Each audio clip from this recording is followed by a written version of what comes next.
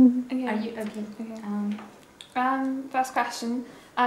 When, where, what and why did you study and go to uni? I went to university here, came at the University of Winchester. I first came in 1994. I had a gap year first. I went out to Brazil for 5 months. Yeah, so what was it? When, why, where? What and Studying why? what and why. Yeah. Sorry, that's a lot of questions. Yeah. So I came to the University of Winchester in 1994, having spent a year out working in Waitrose and going to Brazil for 5 months. And then, so I came to University of Winchester because I had a friend who'd come here, they loved it, nice and small, love all that kind of stuff. History I'd fallen in love with when I was doing it at school. I had a really enthusiastic teacher. So particularly interested in modern history, and when I did my A-levels I was looking for that project that you have to do, and I went to the Imperial War Museum, and I'm not very interested in tanks and guns and things, but I spent ages in the home front bit with the posters, and I thought because they caught my eye, they must have caught other people's eye at the time, so I started investigating that. So I did that for my A-levels, my degree and my PhD. So what was the next question? What was it? What's it like to be a lecturer in both history and media, and do you think they work well as subjects together? Yeah, it's a really good mix, I think. A lot of media studies students don't have a lot of historical background, most of them don't come from history, and I think history helps them understand modern day media, because all the messages you get these days come through from what's happened in the past, and they only really make sense. And one of the outcomes from my PhD was to say that the Second World War posters only really make sense if you understand British culture from beforehand, because it's kind of a visual shorthand. And so much media is a visual shorthand, you need to understand what went before.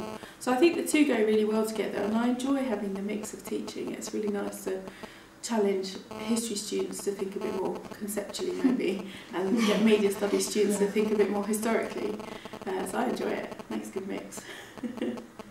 Are you doing at the moment any research in either history or media and history?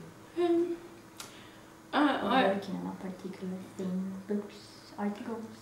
I keep meaning to turn my PhD into a book. I've been meaning to do that. I finished it in 2004, so that's 7 years I've been meaning to turn it into a book. I've done a project with the National Archives where I did the history of a whole load of posters that they had online, so that was quite a big project. And I've done a book chapter for London Transport Museum and a couple of articles for some journals. But I really do need to do my book. But I've spent a lot more of my recent time dealing with digital tools and working it out, because as far as I'm concerned, it's still all a form of communication. So I'm essentially a communications historian.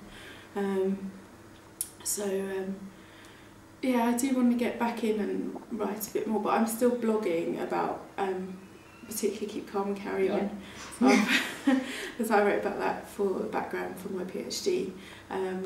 So I'm still blogging about my PhD, bits and pieces, and every time I find a subverted image of Keep Calm and Carry On, I put that up on my blog, and bits and pieces of stories about why we should be studying history, because obviously people think at the moment that it's not a subject that people should be wasting their time on, and it's actually really important to help us understand who we are. Why did you want to become a lecturer?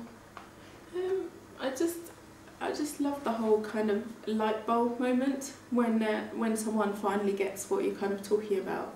I'm interested in encouraging people to think for themselves, and helping people learn and helping people become self-sufficient learners.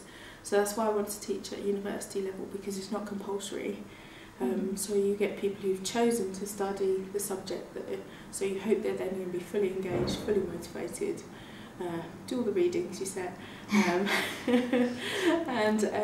actually engage with the conversation and start to think about what exists and why it exists, and the idea that the story you see in front of you is not necessarily the whole story, and that actually you could find a different source and it could completely change the story.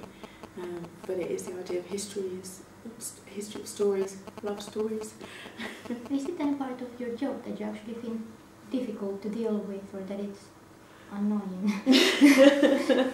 I mean, every job's got bits, but I genuinely love what I'm doing. So I love it when I can pass on something that I found, or someone tells me something that I didn't know. I see it as kind of a two-way street. If people don't want to engage, that's very frustrating.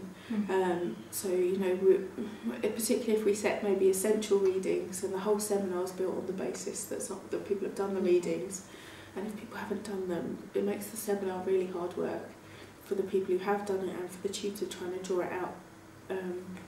That's the only really frustrating bit of it. For silence. Yeah. Yeah. So it's great when you've got students who are keen, and if you set an activity, they'll just jump up and have a go with it. I know people are nervous, and part of our job is trying to create an environment where people don't feel so nervous about jumping in and having a go, because you're not going to get everything right. We don't get everything right. So jump in, have a go. What do you think the future holds for digitisation and history? Oh, it's opening up big stuff online. The posters I looked at for my PhD, they digitised those 2 years after I finished. It's just slightly frustrating when you've spent weeks and weeks and weeks sat in archives. But I mean, it already changed. So when I looked for my A-level, all I could rely on was postcards of a few that were for sale. They've now got loads for sale because they're digitised, so they're easier to print off. By the time I did my PhD, digital cameras had been invented, and the National Archives let me take a digital camera in, so I could take photos of all the posters, which was far better than the pictures I'd tried to draw. It just wasn't working. So technology has allowed me to do a lot more stuff with that, and providing funding keeps being provided. You know, we've got all the newspapers online, we've got a whole load of documents keep coming out online, and it just makes it so much easier to do that kind of research. I think at some point you still want to go and see the real thing, but particularly for me, who's looking for the messages that are contained within posters, it doesn't matter so much. I know other people who are studying the printing processes of posters, and for them they need to hold the paper, feel the paper, all that kind of thing, but it depends what angle you're looking at stuff from. But I think digitisation has made a massive difference already, and I think it's going to change the way museums work as well, actually. I think it already is.